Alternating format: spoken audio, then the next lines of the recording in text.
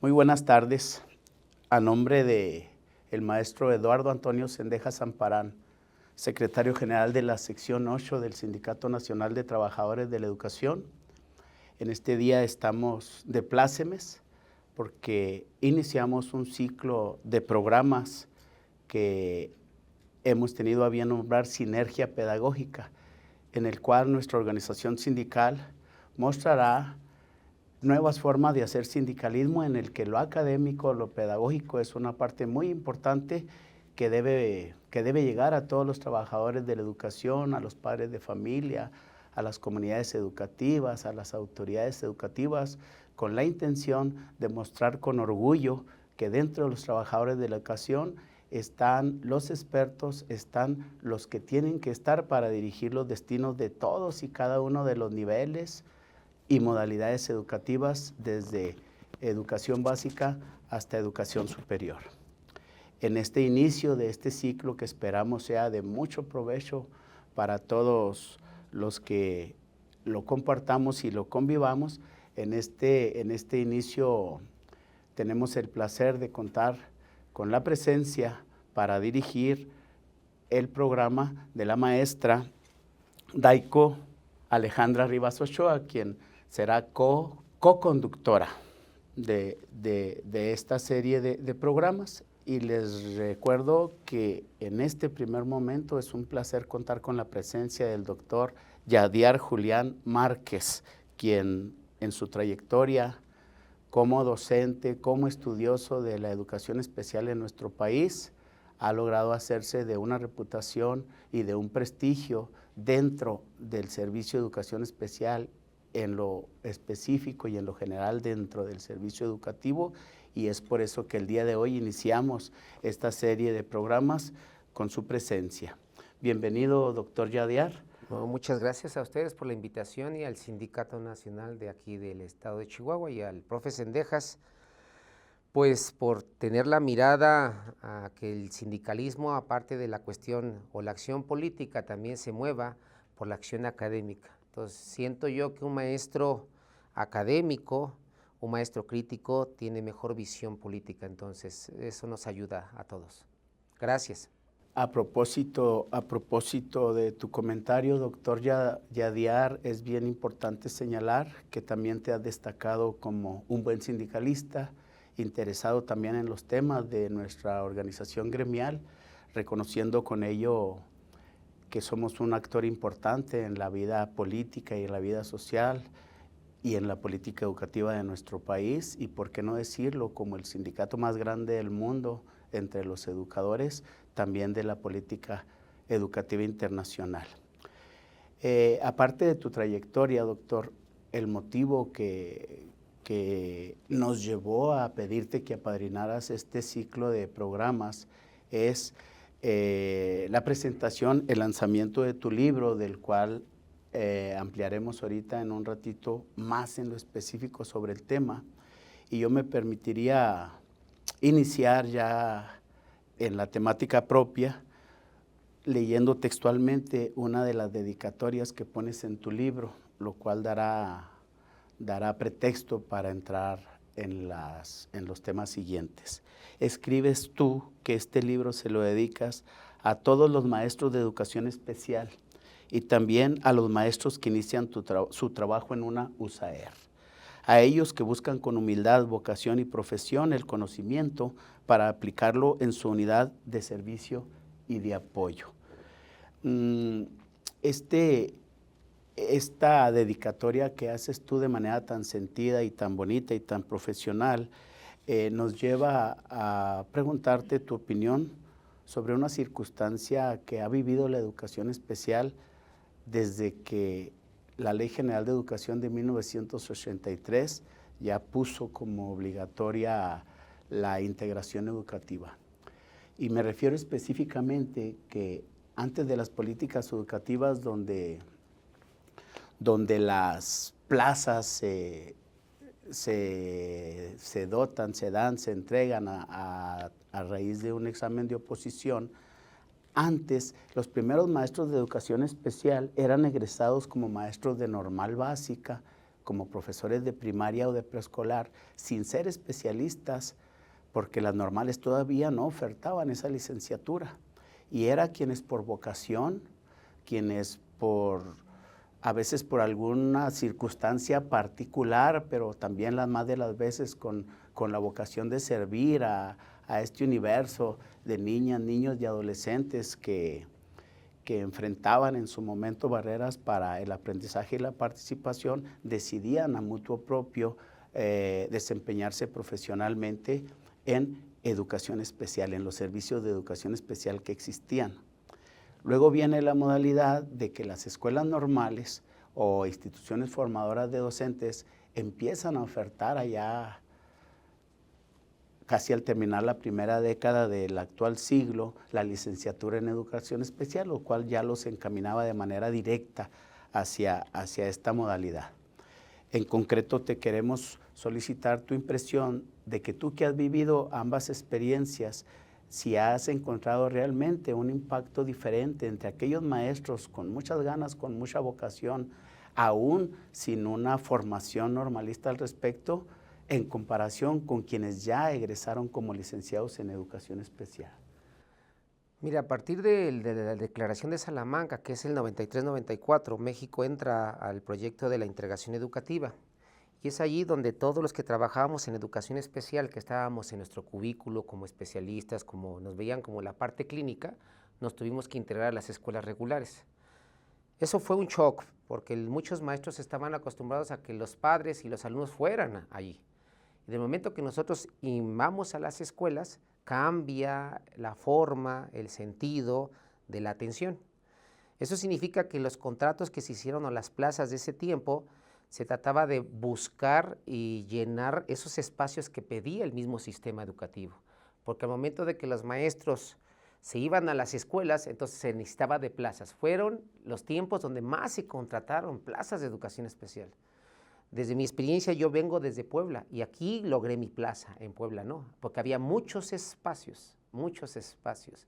Lo que quería el sistema era contratar y obviamente no había un filtro si te gusta o no. La mayoría de los maestros lo que buscaba era un empleo o un sustento, pero había maestros con vocación, maestros que se formaban en una normal, en el cual veían que la educación especial era un área de oportunidad, pero no tenían la especialización. Después llegaron los candados de la carrera magisterial y lo cerraron. Pero ¿qué pasa? ¿Cuál es la diferencia? Sinceramente, los maestros que no tienen una especialización, si no se especializaban, no sacaban un diplomado o algo, sí tenían problemas para el trabajo de intervención educativa. Sí había esa dificultad para poder atender a las personas con discapacidad y para entrar a todos estos nuevos conceptos de integración y después de inclusión. Sí se veía la diferencia aquel que tenía una especialización que venía de Hidalgo, del centro de México, que ahí había especializaciones en algunas discapacidades, a gente que salía de una forma normal, de una educación general. Entonces, los que nos tocó entrar a la educación especial por vocación y por profesión, de verdad nos tuvimos que preparar en alguna especialización, ya sea en ciegos o débiles visuales, en motores, en alguna área. ¿Por qué? Porque sí era necesario entender la discapacidad, pero también nos costó un poco entender qué era la integración que venía con Ismael García Cedillo, qué era todo el proceso de integración y después todo el proceso de inclusión. Entonces sí era difícil. Tristemente, hay maestros que tienen pues todas las ganas, pero si no se capacita y no tiene una especialización, va a ser difícil una intervención educativa. Sin embargo, la vocación o echarle ganas no es suficiente. Sí tienes que prepararte para poder intervenir. Entonces, sí hay gran diferencia, ejemplo, de una persona que salió de una normal, a una persona que salió de UPN, a una persona que salió de una licenciatura. Hay totalmente diferentes perfiles de eso, ¿sí? Antes, desde mi punto de vista y mi opinión, es que antes el que estudiaba para docente y maestro entraba por una vocación. Desafortunadamente, como que se abarató nuestro empleo. Todos decían, bueno, pues no quiero ser ingeniero aunque sea maestro. Hoy ser maestro no es tan fácil, pero hubo un tiempo que aunque sea ser maestro, ya tenía trabajo. Entonces se desvaloró. Pero hoy en día, de veras, ser maestro es otra categoría, Entonces ahorita sí hay gran diferencia, las normales están llenas, algunos no quieren ser maestros, pero muchos están buscando antes por la cuestión de las plazas. Pero ahora que están controladas y que se hace por examen, la mayoría dice no me conviene y va para atrás. Entonces esa es mi opinión, sí hay muchos maestros con vocación, hay muchos maestros que no tienen la especialización, pero sin embargo, en este trayecto lograron una especialización o una capacitación más, ¿sí? Muy bien. Había equipos muy interesantes de capacitación, digamos, emergente para quienes decidían desempeñarse en educación especial sin una formación previa. Las recuerdo particularmente en los servicios educativos que hacían un trabajo magnífico, porque en ese tiempo pues todavía la política educativa permitía comisionar talentos que realmente sirvieran para capacitar a las nuevas generaciones. Esto se ha dicho para hacerte, doctor, la siguiente pregunta. Cuando egresa actualmente o cuando egresaba en el pasado un maestro que se iba a desempeñar en educación especial, ¿tienen que tener un perfil diferente para trabajar en USAER o para trabajar en CAM o la formación es igual? No, sí tiene que tener un perfil. Parece ser que educación es algo genérico. Sí, no, yo desde mi punto de vista sí tiene que tener un perfil de ese tacto, de esa vocación y de esa forma de tratar a la persona con discapacidad o con una condición especial. Ejemplo, en el CAM hay niños que no controlan esfínteres, hay niños con alguna dificultad. Si el maestro no tiene esa compasión, no lástima, si el maestro no tiene esa compasión, esa empatía, va a ser muy difícil, muy difícil. Sin embargo, hay maestros que a pesar de su perfil los llevan a educación especial. Mire, hay una fortaleza y una debilidad en la actualidad. Antes existía en educación especial el equipo de apoyo a la docencia. Había gente encargada para capacitar a los docentes de educación especial. Ejemplo, a mí cuando me contrataron tuve 15 días de capacitación. 15 días de capacitación para que me dijeran qué, cómo, cuándo, todo. Afortunadamente a mí me tocó la integración educativa y me tocaron todos los módulos, pero los tuve que estudiar todos. Pero ese equipo de apoyo a la docencia servía para capacitar, orientar y dar rumbo a la educación especial.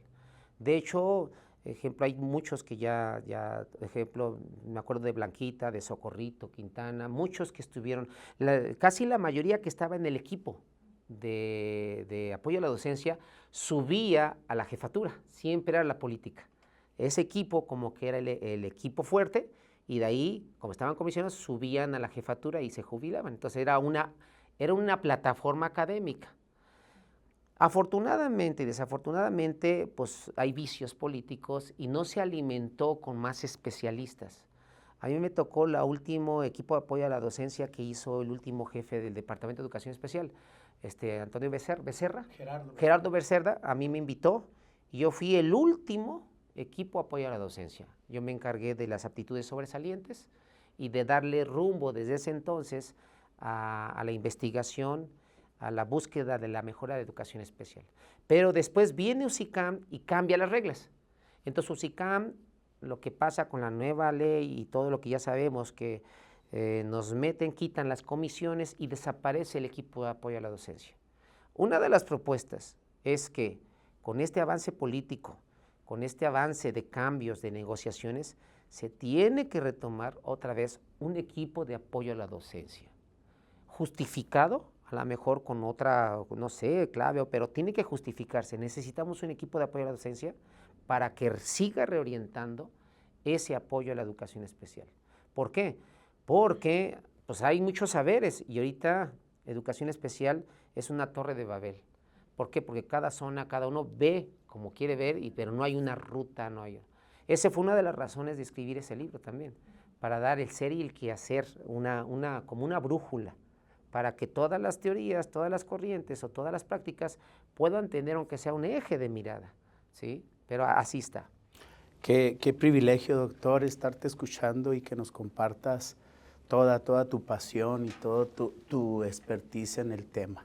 En este momento vamos a un corte y regresamos en un minuto más con esta importante charla con uno de los más grandes exponentes y defensores de la educación especial en nuestro estado. Continuamos en un momento. Hotel Centenario, un lugar único ubicado en la zona norte de la ciudad de Chihuahua. Ya sea por negocios o viaje familiar, hacemos de tu estadía una placentera experiencia. Disfruta de nuestras diversas, accesibles y cómodas instalaciones totalmente equipadas que proporcionan la diversión y el descanso ideal. Además, prepara tu paladar para degustar un menú de exquisitos platillos en nuestro emblemático restaurante. No pierdas la conexión con tus negocios. En nuestros espacios adaptables para todo tipo de reuniones o conferencias tendrás el mejor de los tratos. Guarda las mejores experiencias de tus reuniones sociales en nuestros salones para tus eventos, donde el toque de elegancia y calidad están al alcance de tu mano. Hotel Centenario, tu segundo hogar. Bueno, y estamos de vuelta aquí en Sinergia Pedagógica. Mil gracias, profesor Rafael Ortega, profesor Yadier. Y continuamos con esta charla tan interesante, sobre todo analizando también su libro, doctor. Usted, por supuesto, que habla acerca de esta evolución de los modelos educativos y como sabemos, pues, en política cada grupo o cada equipo que llega al poder en ese entonces, pues, trata de imprimir su sello personal y lo educativo no es la excepción. ¿Hace usted un recuento acerca de estos modelos educativos, su evolución hasta la nueva escuela mexicana? ¿Cómo ha sido esa evolución, sobre todo en lo que es educación especial? ¿Cómo ha ido evolucionándose para tratar de incrustar esto tan importante que es la atención a niños con discapacidad? Sí, en ese libro tuve que plasmar una escalera de cómo ha evolucionado los sistemas educativos. Cuando puse el personalismo humanismo en la nueva escuela mexicana, todavía no había la nueva escuela mexicana. Es interesante, pero ese esquema lo hice cuando todavía estaba Peña Nieto.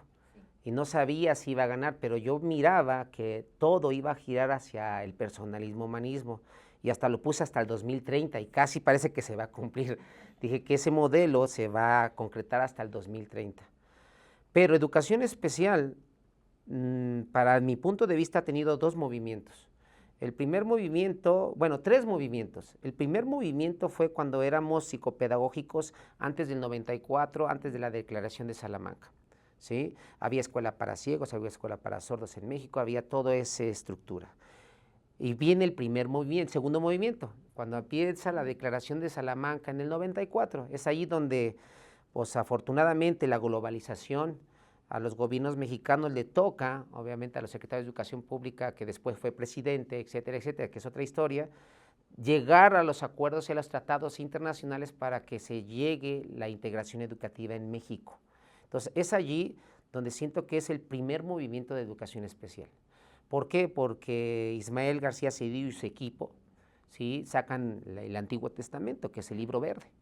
Ese Libro Verde donde por primera vez establece la mirada por dónde ir la educación especial y cambia el modelo de los psicopedagógicos a irnos a las escuelas y cambia la forma de atención, personas con discapacidad pero con nuestra estrategia. Y desde ahí se plasma el seguimiento de una evaluación psicopedagógica, el plan de intervención, una propuesta curricular adaptada. Se han movido muchos conceptos, muchos conceptos. Se hablaba de necesidades educativas especiales, muchos conceptos han evolucionado.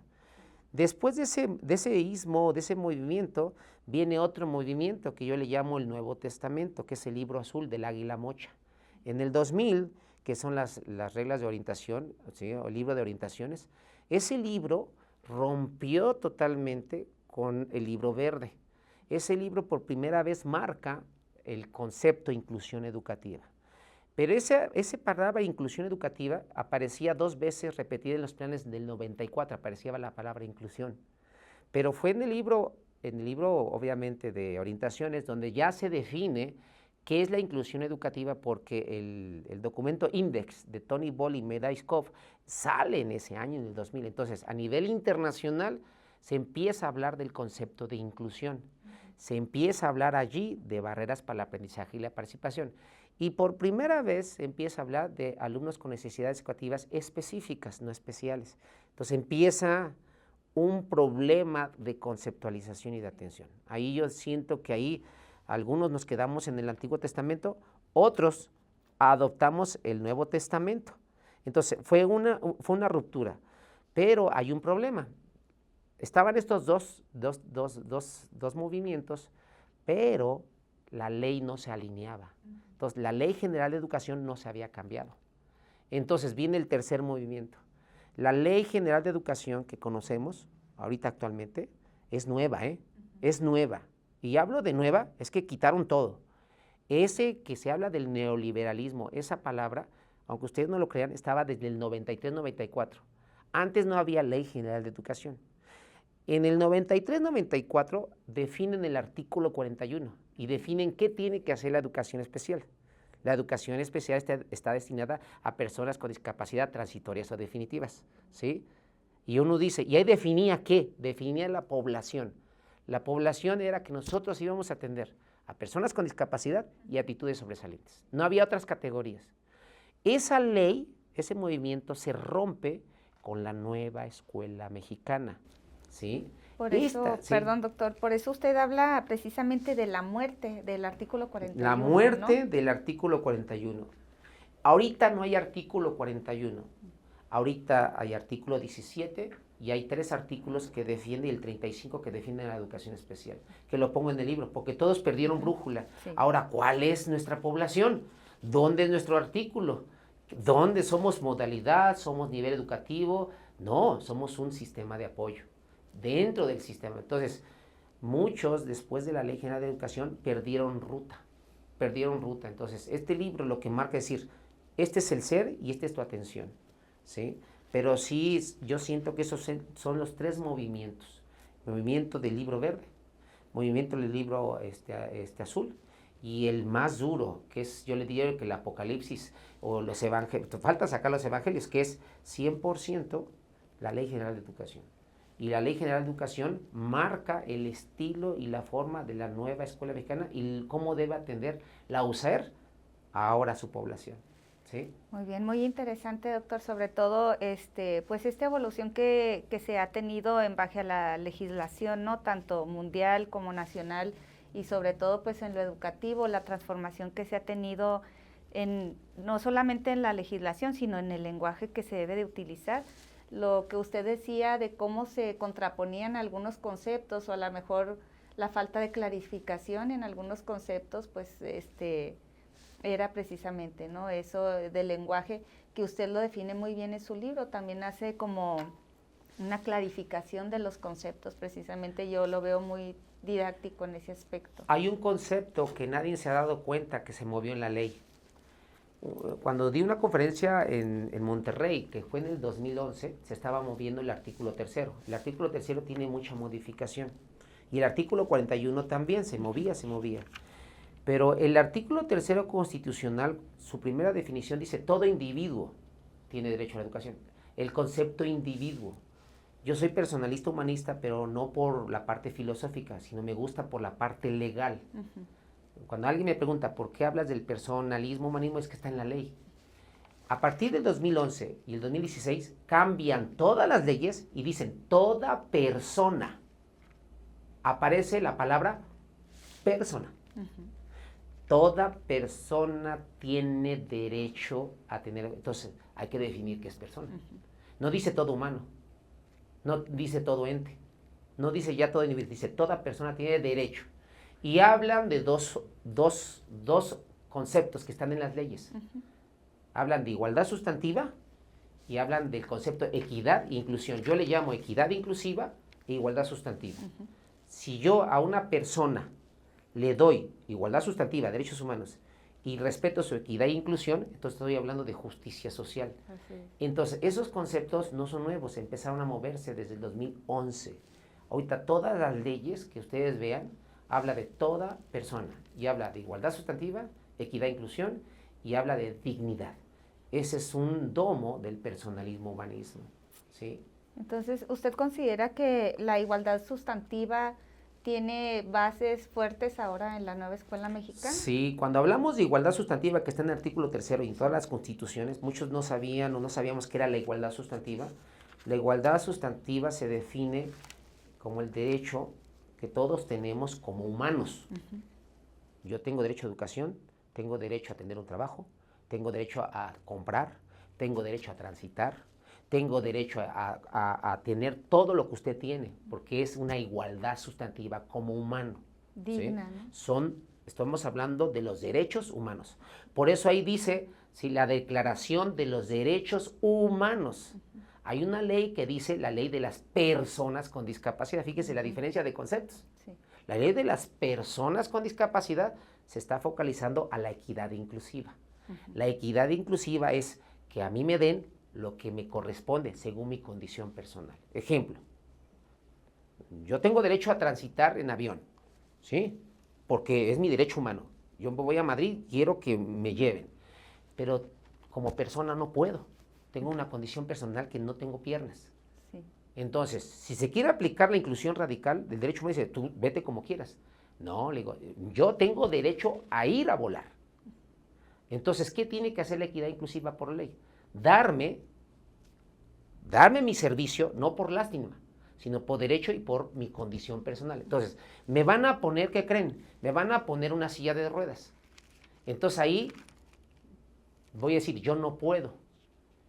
Entonces, ¿qué voy a pedir? La ley que se cambió en el artículo 3 puso un inciso F, ¿sí? Que la educación será inclusiva. Por primera vez, la ley en el artículo 3 puso el inciso F, que será inclusiva. Y define la inclusión 3 conceptos: accesibilidad, ajustes razonables y medidas específicas para eliminar y minimizar. Ejemplo, si a mí me ponen una silla de ruedas y no puedo, lo que acaban de darme es un ajuste razonable. El aeropuerto cumple una accesibilidad, pero no puedo. Entonces me dan un ajuste razonable, no por lástima, por mi condición personal, pero pido mi derecho de igualdad sustantiva. Entonces yo voy con el mostrador y digo, no puedo. Entonces me van a dar una medida específica. Me van a poner a alguien con un chaleco anaranjado para que me lleve al aeropuerto. ¿Y saben qué me van a dar? Un VIP, me van a dar un asiento adelante.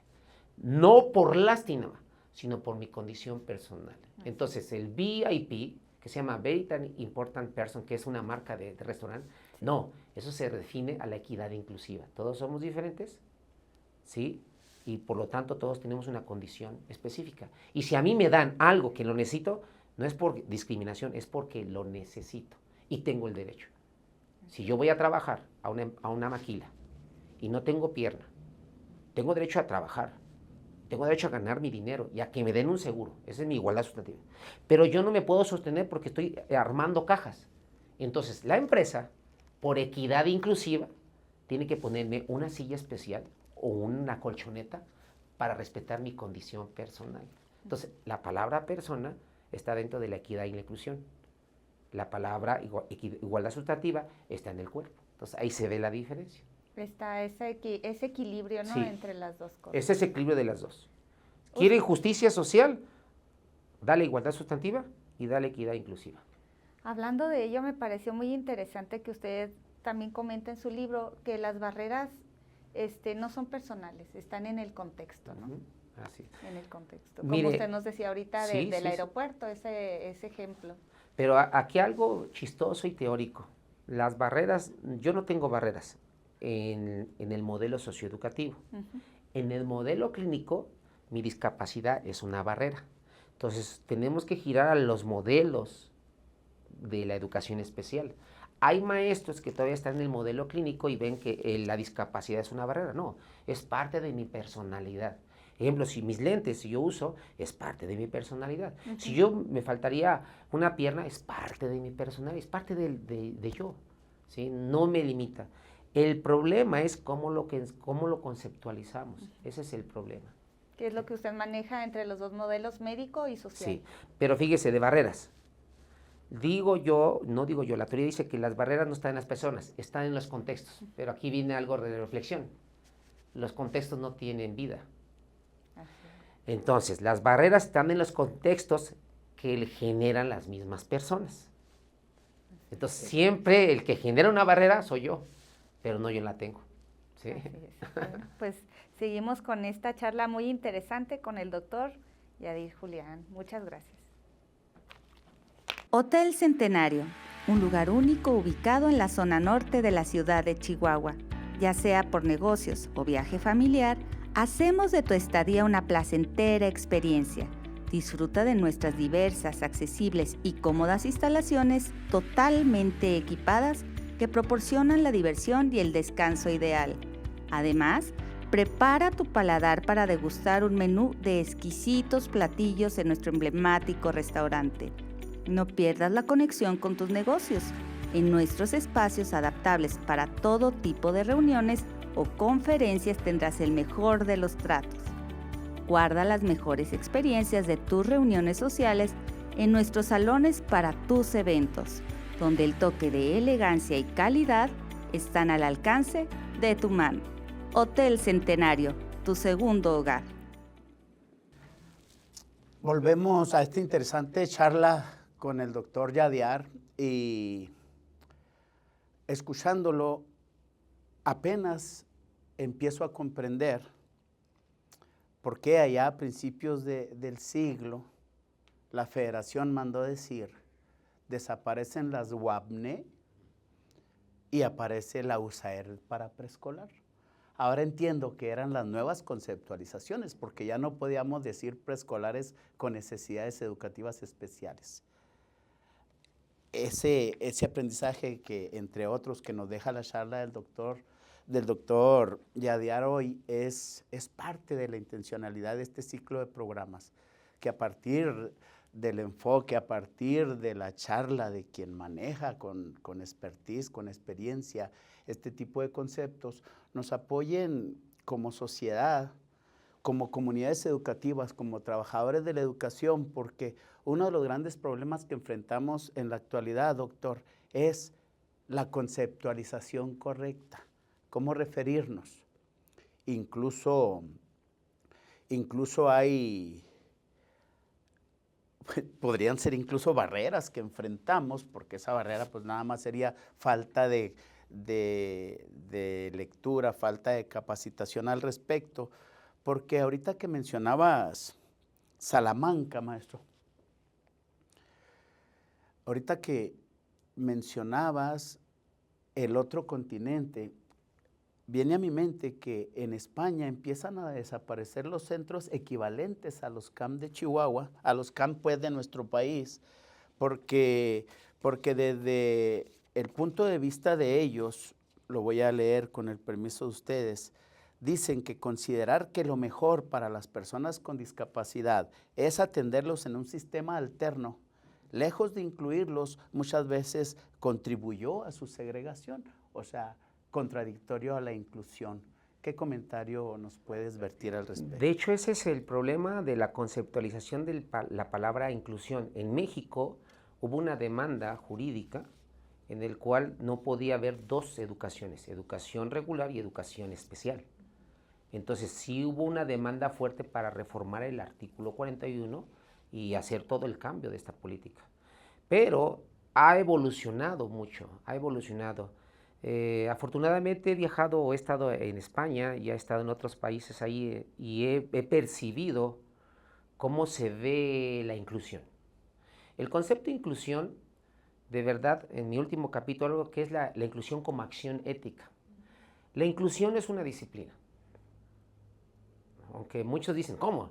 No es una disciplina. La psicología sí. La inclusión no es un saber, no una disciplina que se tiene que aprender, es una acción ética. Es interesante. ¿Por qué? Porque la inclusión no es una ciencia. No es una ciencia. La inclusión agarra de educación, agarra de psicología, agarra de sociología, agarra de antropología, hace un todo. Y no lo digo yo, hay expertos como Vadillo, Ismael, muchos que estamos dialogando que la inclusión es una acción ética. En España se hizo ese rumbo, pero aunque ustedes no lo crean, ahorita, ejemplo, yo me asombré que hay instituciones especializadas. Ejemplo, si yo soy ciego, hay instituciones para ciegos, hay instituciones para sordos, hay instituciones que me dan ese no ajuste razonable, esa medida específica. La inclusión se perdió en la accesibilidad, en un diseño universal. Sí, pero hay personas con una condición personal que no pueden agotarse en el DUA, que por cierto, el DUA es una conceptualización norteamericana. En el continente europeo no toman nada del DUA, ¿sí? Toman algunas cosas. Entonces el DUA es una colonización hacia América Latina, ¿sí? Pero se da uno cuenta, ellos que dicen, no, hablamos y se retoma el concepto de educación para todos. La palabra correcta que ellos toman es educación para todos, trabajo para todos, dignificación para todos. Se habla de comunidad y se habla de hermandad. Y cuando se habla de inclusión, se habla de ese debate, ya sea étnico, ese debate migratorio o ese debate de género. Entonces, el concepto de inclusión se acaparó en esas tres, pero no queda en el domo general. El domo general para Europa, para otros países, es educación para todos. Así de simple. Trabajo para todos. Dignificación para todos. Comunidad. Entonces, el concepto de inclusión sigue siendo un debate, pero hablar de inclusión es hablar de una acción ética. Es decir, yo no puedo ser inclusivo si yo no me acepto a mí mismo como mi condición personal. Ejemplo, el primer principio de la inclusión como acción ética es que no puedes ayudar al otro o no puedes aceptar al otro si tú no te aceptas como persona. Y ese es el problema del maestro de educación especial. ¿Cómo vas a ayudar a un niño con una discapacidad intelectual si tú no te aceptas como persona? La regla de la inclusión como acción ética es que tú primero te aceptes como persona. En todo, Si eres chaparrita, si eres alta, si eres güera. Es decir, el problema de la inclusión es la aceptación como persona en su condición personal y ver sus potencialidades. Porque si yo como maestro me veo al espejo y me acepto, entonces estoy haciendo una cultura de aceptación. Es más fácil aceptar al otro. El problema de la inclusión educativa es que se está tomando como una disciplina. Y como dice Ismael García Cedillo en las pláticas que hemos tenido por teléfono o a veces personal, se está tomando la inclusión de una forma radical. Todos a la escuela. Es que ahí van a aprender. Oye, espérate. ¿Y su equidad inclusiva? Estás aplicando su igualdad sustantiva. Perfecto. ¿Y su equidad inclusiva? ¿Y su dignificación? Aplica la regla del aeropuerto. ¿Sí? Pero también aplica la regla del avión. Antes de ayudarme y ponerte el respirador a mí, póntelo tú primero, maestro. No puedes ayudar al otro si no te pones tú primero. Entonces, en el libro, ojalá lo lean, pero el último capítulo que hablo, que la inclusión como acción ética, es el domo, o es el ideal que queremos en la educación especial.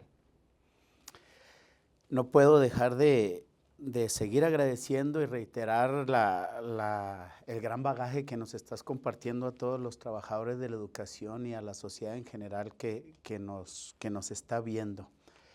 Te preguntaría, por último, antes de irnos al siguiente corte, ¿estábamos listos más allá de las adecuaciones al artículo 3 o a sus leyes secundarias? ¿Ya estábamos listos para pasar de la integración a la inclusión desde tu punto de vista?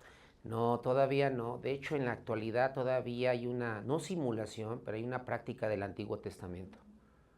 Todavía se trabaja con la integración educativa. Todavía no se llega ni al libro azul, algunos sí. El problema es que, pues, es un libro base. Pero da la casualidad que el libro verde, su inspiración fue del libro anaranjado de España, donde para hacer una evaluación psicopedagógica dependía de qué condición personal tenía cada niño. Entonces, Ismael Cedillo lo que hizo fue un genérico, pero se quedó así. Entonces, todavía nos falta el ser y el quehacer de la educación especial. Nosotros somos una unidad de servicio, de apoyo. Y como unidad tenemos un equipo interdisciplinario, pero también somos unidad y tenemos una capacidad instalada. No se ha respetado la capacidad instalada de la USAER. Se contratan unidades de USAER de 3 y quieren que atendamos a 10 escuelas. Entonces, una característica de una unidad tiene que respetar su capacidad instalada.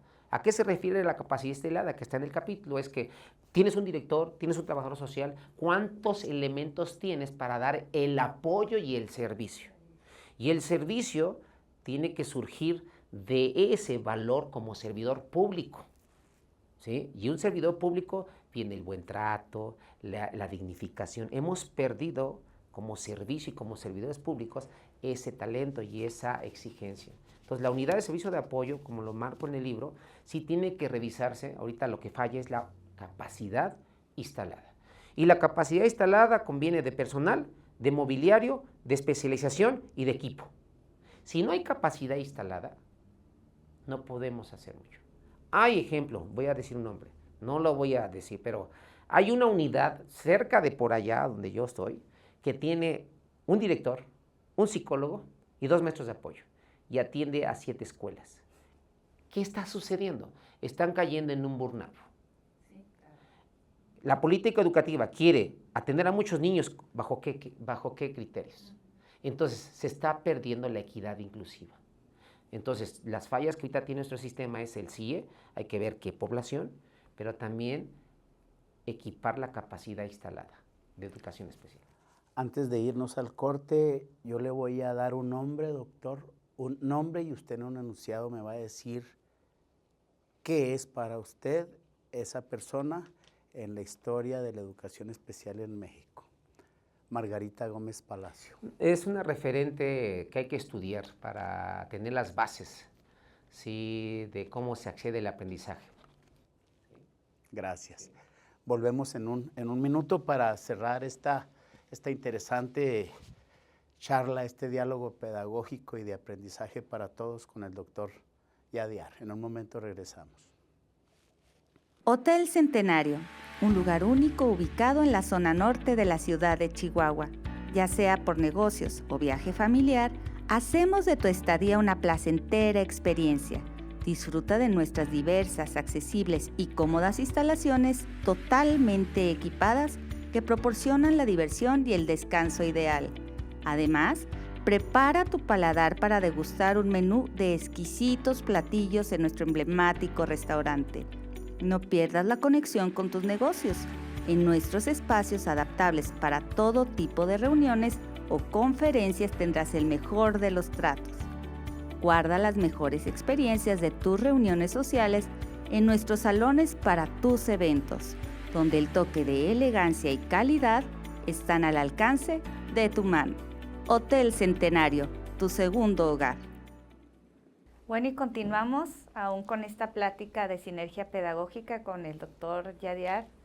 Y bueno, doctor, viendo todos estos avances, esta evolución que hemos tenido en cuanto a la educación especial y a estos términos que debemos de utilizar de manera correcta, ¿qué se entiende hoy por discapacidad? Híjole, ese concepto ha evolucionado. De hecho, la discapacidad a veces únicamente se focalizaba la condición personal, si no escuchaba, no oía, etcétera, etcétera. La discapacidad se va a los ambientes ahorita, a los contextos. Es decir, una persona que no convive, que no platica, que no es funcional y todo lo demás en diferentes áreas, se le puede decir que tiene una persona o tiene discapacidad. Hay personas que no tienen discapacidad física y sin embargo tienen una discapacidad, ¿entienden? Entonces la discapacidad pues es una forma de expresión, de relación, de acción que tiene la persona humana en correlación a las actividades, a la adaptación, yo le llamaría a la normalización, a la socialización en diferentes áreas. Ejemplo, si yo voy a un restaurante, pues tengo que saberme comportar, sentarme, entonces hay un bloque totalmente. Si yo voy a un salón de clases, tomo clases, me voy a un camión, un autobús, entonces hay varios indicadores, no le llamo normalización, de comportamientos, Por ejemplo, yo puedo controlar esfínteres, ahorita si tengo ganas de salir no puedo salir, hay una autonomía, ¿sí?, una sistematización. Pero el término discapacidad, yo digo que va a seguir evolucionando. No nada más se queda en la condición personal de una ausencia o disminución de algo, no se queda ahí. Sin embargo, la han etiquetado así, ausencia, disminución ¿de qué? De esto, de mis sentidos, de la parte intelectual, visual, auditiva o motora. No, la discapacidad, ¿sí?, se refiere más a la funcionalidad que tengo yo en correlación con los demás, mi ambiente o mi entorno. Ejemplo, hay gente que no escucha, pero se desenvuelve perfectamente en los ambientes. Entonces no tiene discapacidad, tiene una condición personal. Sí, lo veríamos ahora en la nueva escuela mexicana como las barreras para el Sí. aprendizaje y la Así es. participación, ¿no? De Entonces, manera una general. discapacidad no lo limita. No lo limita. Ok, bueno, pues eso sería todo de mi parte, doctor. Muchas gracias. Muy amables, maestra Daiko, Alejandra, muchas gracias por su participación. Es así como terminamos este primer programa de sinergia pedagógica, y a nombre del secretario general, de nuestro secretario general de la sección 8 del CENTE, del maestro Eduardo Antonio Cendejas Zamparán, agradecemos en todo lo que vale tu presencia, doctor, y esperamos que al ser el padrino de esta serie de programas, de esta serie de capítulos en lo que lo académico, lo pedagógico es lo sustantivo, estamos seguros que con tu apadrinazgo vamos a sacar este proyecto adelante para bien de todos los agremiados de la sección 8 y reiterar el agradecimiento a nuestro líder que podríamos decir que también está haciendo historia al tomar lo académico, lo pedagógico, todo lo que es la esencia del servicio de la educación, como un referente que antes lo teníamos un poquito olvidado por otra serie de acciones que en su momento demandaban más tiempo. Él no ha querido descuidar este aspecto y estamos seguros que seguiremos creciendo y apoyándonos entre todos para que el impacto sea cada vez mayor y tengamos, ¿por qué no decirlo?, seguidores, tengamos autocrítica, tengamos retroalimentaciones de quienes nos ven y quienes manejan mejor que su servidor las temáticas, porque la intención es esa, aprendamos juntos, crezcamos juntos y demostremos el gran valor que tenemos los trabajadores de la educación en esta y en cualquier política educativa. Muchas gracias y que sigan teniendo un bonito día. Gracias. Un aplauso, ¿verdad?